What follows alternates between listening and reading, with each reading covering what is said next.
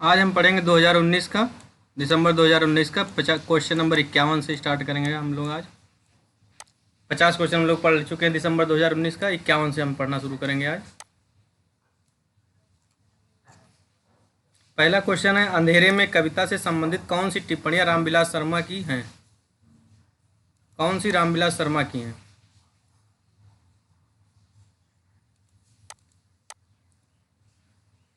अंधेरे में कविता की मूल समस्या यही है कि मध्य वर्ग का बुद्धिजीवी सर्वहारा वर्ग से तादात्म्य कैसे स्थापित करे। ये सही है। और इसका दूसरा पॉइंट है, मुक्तिबोध की मुख्य समस्या अपना वर्ग छोड़ दूसरे वर्ग के साथ तादात्म्य स्थापित करना। ये दोनों सही है। अगला क्वेश्चन, राम तुम मानव हो ईश्वर नहीं हो क्या? विश्व में रमे हुए नहीं सभी कहीं हो क्या? तब मैं निरीश्वर हूँ ईश्वर क्षमा करे, तुम न रमे तो मन तुमसे रमा करे। आधुनिक दृष्टिकोण से प्रेरित गुप्त जी ने राम के विषय में ये काव्य उक्ति किस काव्य ग्रंथ में लिखी है? तो साकेत में लिखी है। राम तुम मानो हो ईश्वर नहीं हो क्या किससे लिखा है? साकेत से। और साकेत क्या है? महाकाव्य है। भीष्म साहिनी की तमस उपन्यास का कथानक किन विषयों पर मुख्य केंद्र है? तो क्या है? विभाजन की त्रासदी है और सांप्रदायिक विद्वेष है। रामविलास शर्मा की महावीर प्रसाद द्विवेदी और हिंदी नवजागरण का प्रकाशन काल क्या है? क्या रचना है? महावीर प्रसाद द्विवेदी और हिंदी नवजागरण। इसका रचना काल क्या है? 1977 में। महावीर प्रसाद द्विवेदी और हिंदी नवजागरण 1977 में। प्रकाशन काल के अनुसार उपन्यासों का सही क्रम बताना है। तो परीक्षा गुरु पहले हो जाएगा 1882, गोदान हो जाएगा 1936, शेखर एक जूनी 1940-42, 40-44 या 41-44 मिलता है दो भागों में, और तमस हो जाएगा 1973, तमस 1973, और महावीर प्रसाद द्विवेदी और हिंदी नवजागरण 1977। संज्ञा और सर्वनाम के जिस रूप से उसका संबंध वाक्य के किसी दूसरे वाक्य के साथ प्रकाशित होता है उसे क्या कहा जाता है? कारक। संज्ञा अथवा सर्वनाम के जिस रूप से उसका संबंध वाक्य के किसी दूसरे वाक्य के साथ प्रकाशित होता है उसे क्या कहते हैं? कारक। अंधेरी नगरी नाटक का अंतिम दृश्य क्या था? शमशान। अंधेरी नगरी नाटक का अंतिम दृश्य क्या था? शमशान। भारत दुर्दशा कब प्रकाशित हुआ था? 1980 में। विशेष भीष्मोद्यम 1876 में। वैदिकी हिंसा नबोध 1883 में। चंद्रावली 1876 में। प्रेम जोगिनी 1875 में। अंधेरी नगरी 1881। भारत दुर्दशा 1880 में। और भारत जननी 1881 में। जहि पंख के नियर होई करह बिरह के बात, सोई पंखी जाए जर तरिवर होय निपात। ऊहात्मकता के अतिरिक्त उक्त पंक्तियों में व्यक्त भाव की क्या विशेषता है? क्या विशेषता? इसमें संत्रांश युग श्रृंगार के कारण स्वाभाविक प्रेम की व्यंजना नहीं हुई है। यही पंखी के नियर होए कहे बिरह के बात, सोई पंखी जाए जर तरवर होए निपात। इसमें संत्रांश युक्त श्रृंगार के कारण स्वाभाविक प्रेम की व्यंजना नहीं हुई है। कौन सा उपन्यास ऐतिहासिक सांस्कृतिक नहीं है? तो टेढ़े मेढ़े रास्ते नहीं है। बाकी बाणभट्ट की आत्मकथा ये भी है, पुनर्वा भी है, वैशाली की नगरवधु, ये तीनों ऐतिहासिक है। टेढ़े मेढ़े रास्ते 1946 में है, बाणभट्ट की आत्मकथा 46 में है, टेढ़े मेढ़े रास्ते भी 46 में। दोनों की डेट याद रखना है, दोनों 46 में। पुनर्वा 1973 में, हजारी प्रसाद द्विवेदी। वैशाली की नगरवधु 1949। आनंदवर्धन के किस काव्य को ध्वनि काव्य कहा? आनंदवर्धन ने किस काव्य को ध्वनि काव्य कहा है? तो अर्थ की सत्ता गौड़ और शब्द की सत्ता प्रधान। शब्द की सत्ता प्रधान हो और अर्थ की सत्ता गौड़ हो, जिसे ध्वनि काव्य कहा है आनंदवर्धन ने। धर्मी भारती के संदर्भ में क्या सही नहीं है? वे व्यक्ति स्वतंत्रता के विरोधी कवि हैं, ये गलत है। वे व्यक्ति स्वतंत्रता के पक्षधर कवि हैं। वे किशोरों भावुकता के कवि हैं, कैशोर और भावुकता के कवि हैं। वे मिथकीय संदर्भों पर आधारित कविता लिखने वाले कवि हैं। श्रद्धा और ईड़ा से संबंधित मुक्तिबोध से सही कथन कौन से हैं? ईड़ा का व्यक्तित्व सामाजिक सार्वजनिक महत्व से विन्यस्त है।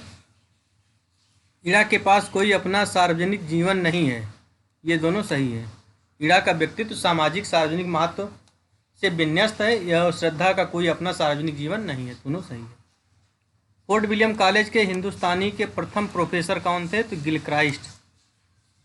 फोर्ट विलियम कॉलेज की स्थापना 10 जुलाई 1800 को हुआ था, जिसके किसने कराया था? Lord Wellesley. ये भी क्वेश्चन पूछता है कि फोर्ट विलियम कॉलेज की स्थापना किसने कराई, तो लॉर्ड वेलेजली ने कराई है।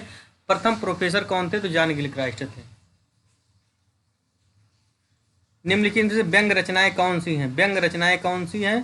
तो जीप पर सवार इल्लियां और अपनी अपनी बीमारी। जीप पर सवार इल्लियां और अपनी अपनी बीमारी, ये क्या है? व्यंग रचनाएं। जीप पर सवार इल्लियां किसकी हैं? शरद जोशी की है। अपनी अपनी बीमारी शंकर परसाई का व्यंग्यात्मक निबंध है। भूलने के विरुद्ध रमेश चंद्र शाह का है। और निषाद बांसुरी कुबेरनाथ राय का है। भूलने के विरुद्ध रमेश चंद्र शाह, जीप पर सवार इल्लियां शरद जोशी, अपनी अपनी बीमारी हरिशंकर परसाई, निषाद बांसुरी कुबेरनाथ राय। चारों रचनाएं इंपॉर्टेंट हैं। उर्वशी में लिखी गई किसकी समीक्षा से विवाद उत्पन्न हुआ था? तो नेमिचंद्र नहीं, भागवत शरण उपाध्याय। उर्वशी पर लिखी गई भागवत शरण उपाध्याय की समीक्षा से विवाद उत्पन्न हुआ था। जमीन पक रही किसका है? केदारनाथ सिंह का है। इनका मूल नाम क्या था? बैद्यनाथ मिश्र था। इनका पहला साहित्यिक उपनाम यात्री था। केदारनाथ अग्रवाल प्रगतिवादी कवि हैं। किस विद्वान ने कहा है कि बुद्धदेव के बाद भारत में सबसे बड़े लोकनायक तुलसीदास थे? जॉर्ज गियर्सन ने। जॉर्ज गियर्सन ने कहा है बुद्धदेव के बाद भारत में सबसे बड़े लोकनायक तुलसीदास हैं। और यदि कहेगा कि मुगल काल में सबसे बड़ा महानायक, तो ये स्मिथ ने कहा है तुलसीदास को। कवि के भार को बहुत बड़ा बताते हुए किस आचार्य ने कहा है कि ऐसा ना कोई शब्द है, ना अर्थ, ना न्याय और ना कला जो काव्य का अंग ना बन सके? किसने कहा है? भामा ने। कवि के भार को बहुत बड़ा बताते हुए किस आचार्य ने कहा है कि ऐसा कोई शब्द ना है, ना अर्थ है, ना न्याय है, ना कला है जो काव्य का रस न अंग न बन सके? इसने कहा है? भामा ने। अंग न बन सके। प्रकाशन वर्ष की दृष्टि के अनुसार सही क्रम बताना है। सबसे पहले कुकुरमुत्ता है 1942 में, विष्णुप्रिया 1957 में। कुकुरमुत्ता 42 में, विष्णुप्रिया 57 में। आंगन के पार द्वार 61 में, चांद का मुँह टेढ़ा 64 में। आंगन के पार द्वार 61 में और चांद का मुँह टेढ़ा 64 में। अगला क्वेश्चन है, सिद्धों से संबंधित रामचंद्र शुक्ल के कौन से कथन सही हैं? तो पहला है ब्रजयान में आकर महासुखवाद का प्रवर्तन। दूसरा है सिद्धों का साहित्य शुद्ध साहित्य के अंतर्गत में नहीं आता है। ब्रजयान में आकर महासुखवाद का प्रवर्तन और सिद्धों का साहित्य शुद्ध साहित्य के अंतर्गत नहीं आता। ये दोनों शुक्ल जी के अनुसार सही है। अरस्तु के विरेचन पद की व्याख्या विद्वानों ने किन अर्थों में की है? तो धर्म अर्थ में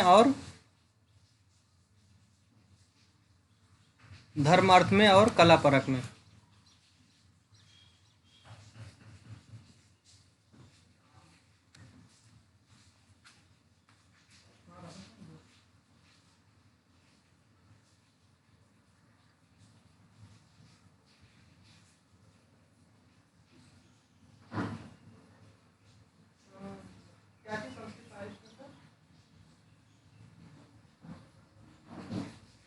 हाँ हाँ हाँ भाई है। हाँ तो उसी तरह हाँ मैं देख लो, एक मिनट के लिए हमें पक्का है, लेकिन मैं सब देख लो एक मिनट। तुरंत मैं कॉल बैक कर रहा हूँ।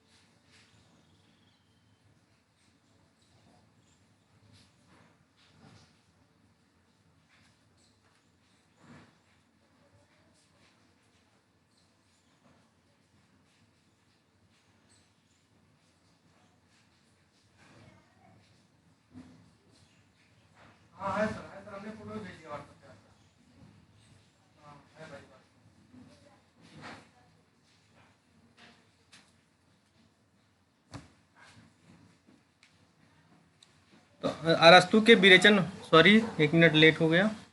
अरस्तु के विरेचन पद की व्याख्या विद्वानों ने किस अर्थों में की है? तो धर्मपरक और कलापरक, इन दोनों अर्थों में की है। अगला है, रचना काल के अनुसार कवियों का सही क्रम क्या है? सरैपा, पुष्पदंत, अधर्माण, लुइपा। सबसे पहले क्या है? सरैपा, लुइपा, पुष्पदंत। सरैपा, लुइपा, पुष्पदंत और अधर्माण या अब्दुल रहमान। सरैपा, लुइपा, पुष्पदंत और अधर्माण। सलप, सलप याद करना है, सलप, सा ला पा, सलप। सरैपा 7वीं 8वीं शताब्दी, लुइपा 8वीं शताब्दी, पुष्पदंत 10वीं शताब्दी, अधर्माण 14वीं शताब्दी। तात्विक दृष्टि से ना तो हम इसे कबीर को पूरे अद्वैतवादी कह सकते हैं, ना एकेश्वरवादी। कबीर के संबंध में विचार किसका है? शुक्ल जी का है। भारतीय संविधान के किस अनुच्छेद के अंतर्गत उच्चतम न्यायालय और उच्च न्यायालय में सब कार्यवाही अंग्रेजी में होंगी? अनुच्छेद 348 के अंतर्गत सभी कार्यवाही जो उच्च न्यायालय और उच्चतम न्यायालय में अंग्रेजी में होगी। 43 में कहा गया कि संघ की राजभाषा देवनागरी लिपि हिंदी होगी। और 344 में कहा गया कि राष्ट्रपति द्वारा राजभाषा आयोग के गठन को संबंधित प्रावधान है। 44 में राजभाषा आयोग का गठन का प्रावधान है। और 43 में राज्य की संघ की राजभाषा हिंदी होगी। और 48 में कहा गया कि उच्च न्यायालय और उच्चतम न्यायालय की कार्यवाही अंग्रेजी में होगी। इसमें सही क्रम बताना है बुक का, तो इसमें देख लेते हैं क्या है। पोएटिक्स का है पहले अरस्तु का, लिटरेरिया बायोग्राफिया है कॉलरिज का, एस्थेटिक्स है क्रोचे का, द सीक्रेट वुड है टी.एस. इलियट का। तो सीक्रेट वुड सबसे बाद में है टी.एस. इलियट का, और एस्थेटिक्स सबसे पहले है। पोएटिक्स सबसे पहले है, यानी ये वाला से poetics, Literaria Biographia, aesthetics, the secret would. अगला क्वेश्चन, स्थापना है। आधुनिकता एक अनवरत और अंतहीन प्रक्रिया है। आधुनिकता एक अनवरत और अंतहीन प्रक्रिया है। दूसरा है, क्योंकि प्रत्येक परिवर्तन नए संशयों, सिद्धांतों और संभावनाओं को जन्म देता है। दोनों सही है। मैं कहता हूँ आँखें देखी, तू कहता कागज की लेखी। इसका अर्थ क्या है कि स्व अनुभव जो है शास्त्रीय ज्ञान से बड़ा है, कबीरदास ने कहा है। मैंने भावना में एक भावना का वर्णन किया है, मेरे लिए वो संबंध और संबंधों से भी बड़ा है। मैं वास्तव में अपनी भावना से प्रेम करती हूँ, जो पवित्र है, कोमल है, अनश्वर है। ये संवाद किस पात्र का है, किसके प्रति? तो मल्लिका का है, अंबिका के प्रति। मल्लिका का अंबिका के प्रति है कि मैं भावना में भावना का एक वर्णन किया है, मैंने भावना में एक भावना का वर्णन किया है, मेरे लिए वो संबंध और संबंधों से बड़ा है। मैं वास्तव में अपनी भावना से प्रेम करती हूँ, जो पवित्र है, कोमल है, अनश्वर है। मल्लिका ने अंबिका के प्रति कहा है। किस में कहा है? ये आषाढ़ का एक दिन में उद्धृत है। अगला क्वेश्चन मिलान करना है। प्रेमथु गाथा किस उपन्यास में है? धर्मवीर भारती के है। जय भारत मैथिली शरण गुप्त की रचना है। आत्मजयी कुंवर नारायण की रचना है। संशय की एकरत नरेश मेहता। प्रेमथु गाथा किसकी रचना है?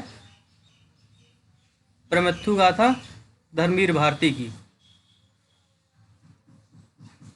सर्वमुख नामक अग्रवाल बनिया की कथा किस उपन्यास में है? तो देवरानी जेठानी की कहानी में।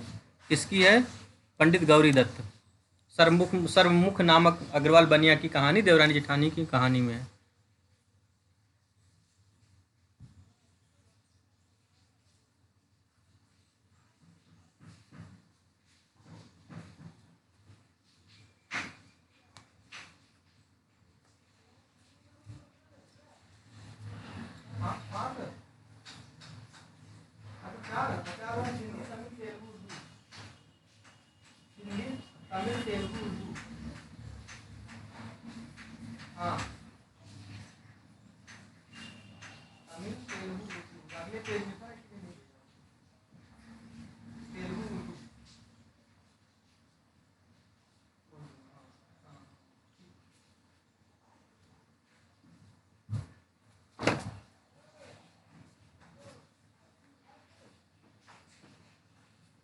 अगला क्वेश्चन है,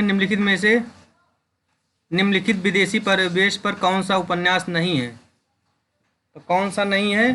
परिशिष्ट नहीं है और चक्रव्यूह नहीं है। वे दिन है और सफ़र के साथी, ये दोनों है परिवेश, विदेशी परिवेश पर। और परिशिष्ट और चक्रव्यूह नहीं है। अगला क्वेश्चन, नीत्शे का संबंध किस विचारधारा से है? नीत्शे का संबंध किस विचारधारा से? तो अस्तित्ववाद से। नीत्शे का संबंध किस विचारधारा से? अस्तित्ववाद से। नीत्शे कहाँ थे? जर्मनी के दार्शनिक थे। फ्रायड को सभी लोग जानते हैं, मनोविश्लेषणवादी हैं। कार्ल मार्क्स क्या है, मार्क्सवाद का प्रवर्तन किया है। जबकि अर्नाल्ड और टायनबी लेउतोर जो हैं ये आधुनिक उत्तर आधुनिकतावाद से संबंधित हैं। तलाकशुदा माता पिता की संतान की मानसिकता पर आधारित सब लोग जानते हैं, आपका बंटी है, मन्नू भंडारी का महाभोज है, 1979 की रचना। कथन दिया है, काल का सर्वस्व अलंकार है, क्योंकि केवल अलंकारों से ही कविता कामनी का आंतरिक और बाह्य सौंदर्य निखरता है। तो पहला गलत है और दूसरा भी गलत है कि काव्य का सर्वस्व अलंकार है, गलत है, और केवल अलंकार से ही कविता कामनी का आंतरिक बाह्य सौंदर्य निखरता है, दोनों गलत। अगला क्वेश्चन है, क्वेश्चन नंबर 85 है, इनमें से कौन से अलंकार सादृश्य मूलक हैं? तो कौन से हैं? व्यतिरेक हैं और उत्प्रेक्षा। व्यतिरेक और उत्प्रेक्षा क्या है? सादृश्य मूलक हैं, सादृश्य मूलक। व्यतिरेक होता है जहाँ उपमेय को उपमान से श्रेष्ठ बताया जाता है और उसका कारण भी दिया जाता है, वहाँ व्यतिरेक होता है। उदाहरण के लिए, जन्म सिंध पुण्य बंध बिनु विषु दिन मलिन सकलंक सिय मुख समता पाव किम चंद बापुरो रंग। उत्प्रेक्षा जानते हैं जहाँ जन जानो मन मानो लगता है। हिंदी में नावेल के अर्थ में उपन्यास पद का प्रथम प्रयोग किसने किया था? तो भारतेंदु ने। भारतेंदु ने हिंदी में नावेल के अर्थ में उपन्यास का प्रयोग किया है। निम्नलिखित में से डायरी साहित्य कौन कौन सा है? डायरी साहित्य कौन कौन सा है? डायरी साहित्य कौन कौन सा? ऋणदल डायरी साहित्य, प्रवास की डायरी, एक साहित्यिक की डायरी, दिल्ली मेरा प्रदेश, तीनों डायरी विधा है।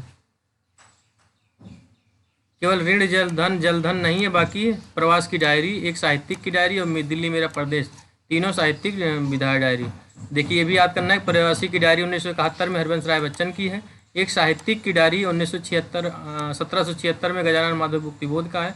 दिल्ली मेरा प्रदेश 1776 में रघुवीर सहाय का है। एक साहित्यिक की डायरी गजानन माधव मुक्तिबोध का है, 1976 होगा, ये गलत टाइप है, यहाँ पे 1976 होगा। रघुवीर सहाय ये भी 1976 होगा, दिल्ली मेरा प्रदेश। अंधा युग के निम्नलिखित पात्रों को सुमेलित करना है। वध मेरे लिए नहीं रही नीति वो, अब मेरे लिए है मनोग्रंथि। ये किसने कहा होगा? यूसा ने कहा होगा जहाँ तक, हाँ अश्वत्थामा ने कहा, अश्वत्थामा। हाँ, वध मेरे लिए नहीं रही नीति वो, अब मेरे लिए मनोग्रंथि, किसने कहा था? अश्वत्थामा ने। आज इस पराजय की बेला में सिद्ध हुआ कि झूठ की सारी अनिवार्यता भविष्य की, झूठ की सारी अनिवार्यता भविष्य की, किसने कहा है? विद्याचक ने। क्या कहा है कि आज इस पराजय की बेला में सिद्ध हुआ कि झूठ की सारी अनिवार्यता भविष्य की।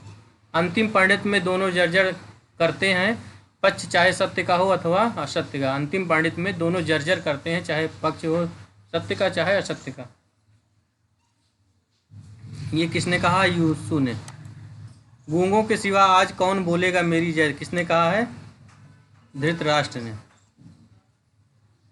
फिर से एक बार देख लेते हैं, वध मेरे लिए नहीं रही नीति, अब वह मेरे लिए मनोग्रंथि, अश्वत्थामा ने कहा है।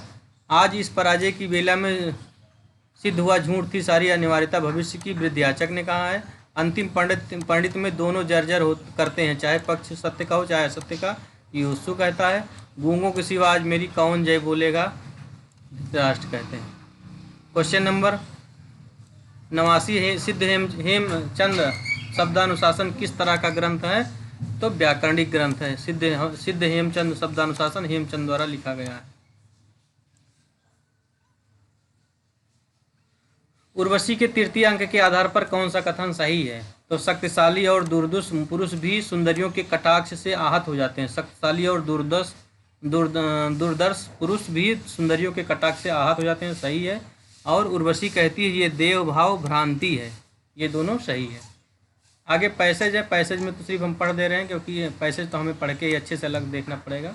जाति संकेत केवल शब्दों की क्या, जाति संकेत वाले शब्दों की क्या विशेषता है?